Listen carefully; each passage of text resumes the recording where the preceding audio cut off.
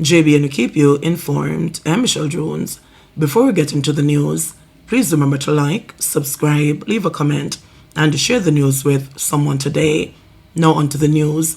Nigerian doctor killed in St. Mary car crash, 3 hospitalized in stable condition. An early morning motor vehicle crash along the Golden Valley Main Road in Castleton, St. Mary on Easter Monday, has left a doctor dead and 3 others hospitalized in stable condition.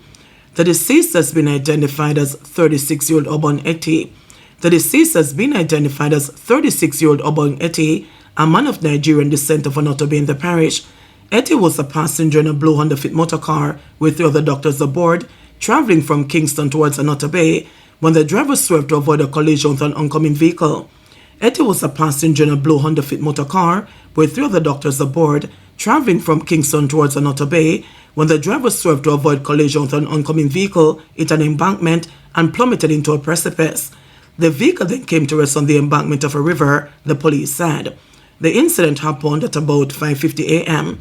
All 4 occupants were transported to the hospital, where Eti was pronounced dead and the others treated.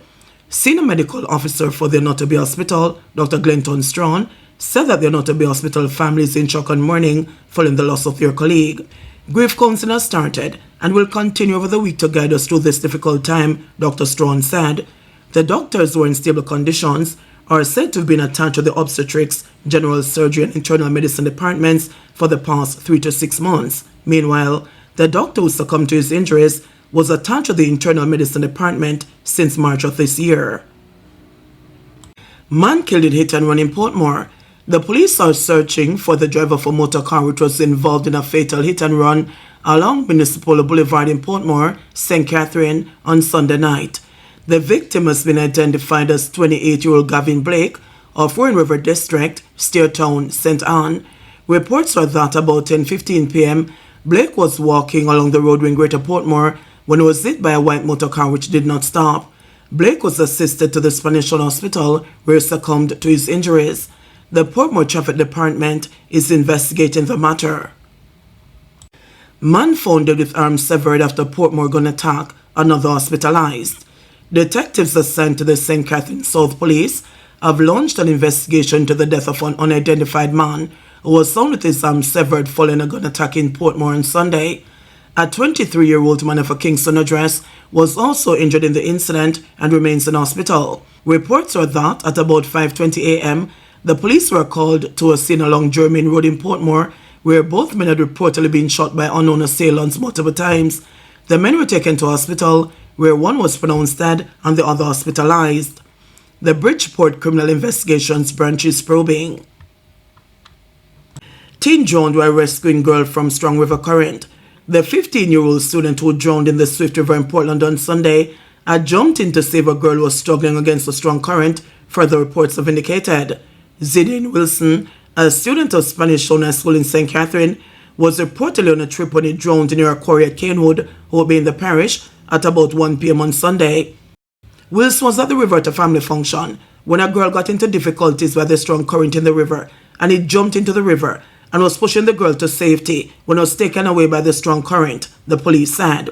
He was later assisted from the water but was unresponsive. The Hope Bay police station was contacted, and on arrival, the police saw men in the water searching for the body, which was later retrieved. Relatives transported the body to the Port Antonio Hospital, where it was pronounced dead. Jamaican missionary killed in bus accident in Ghana.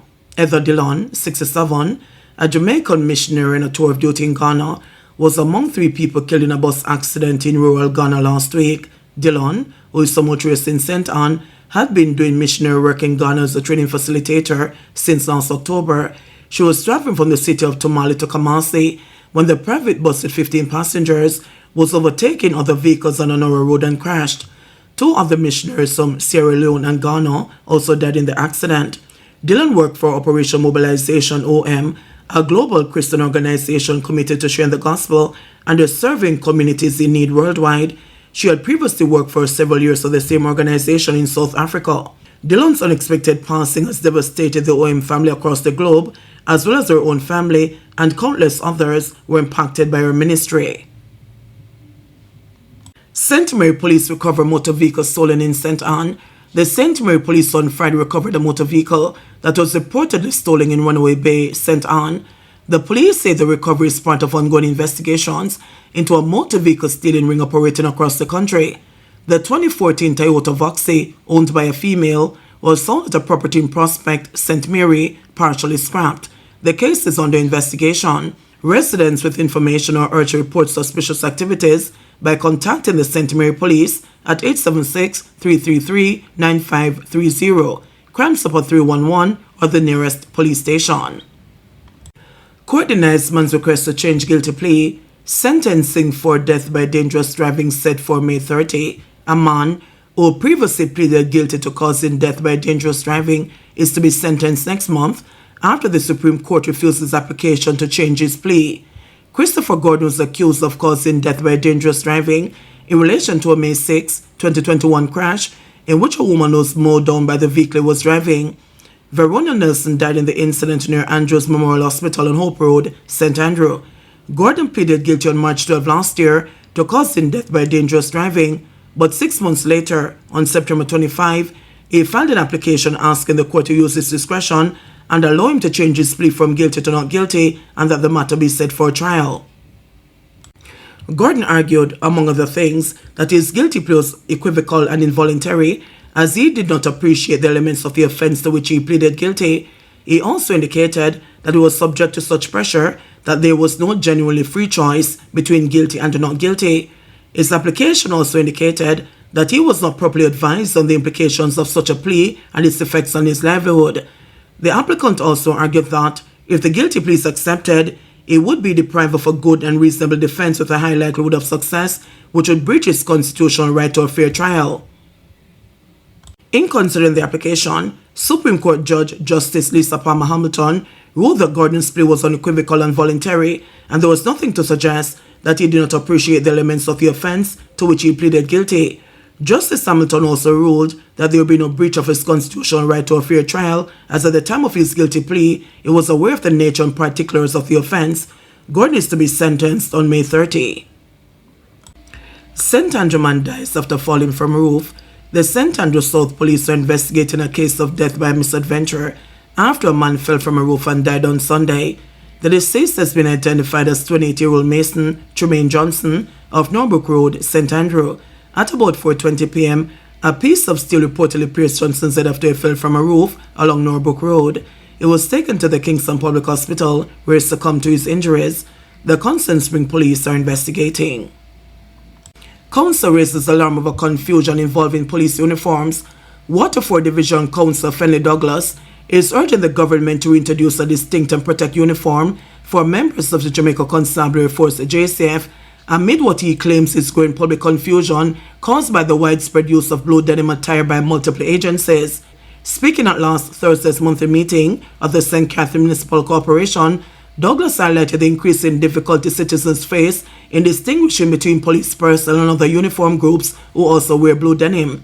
Too many other agencies of government are wearing similar uniforms, and this has put members of the public in a position where they are unable to differentiate. This is an ingredient for disaster, Douglas warned. He argued that, unlike the Jamaica Defence Force JDF, whose uniform is protected by law, the police force's uniform is not, resulting in widespread replication and confusion. We're having a conflict. The JDF uniform is protected by law, the police uniform is not, and as such, we the citizens are having a serious problem to know who are the real police officers, he said. Douglas recalled when police personnel could be easily identified by a uniform similar to firefighters, differentiated by a red seam along their pants. Now, he says, the only visible distinction for many is the word police printed on a sleeve, if at all. He also expressed concern about the use of face coverings by police personnel during routine interactions with civilians. Sharing a personal experience, Douglas recounted a traffic stop in which the policeman was wearing a mask, causing distress to his child who was in the vehicle. It is hard to explain why a policeman conducting a traffic stop should be wearing a mask and a scarf, he said. While he acknowledged that certain operations might require anonymity, Douglas questioned the appropriateness of such gear in everyday public engagements, especially as citizens are being asked to cooperate and partner with the police. He is calling for the police high command to issue clear guidelines and take immediate steps to resolve the growing uniform confusion to restore public trust and safety. JBNN will keep you informed. Please remember to subscribe, like, share, leave us a comment, and click the notification bell to receive our daily news items.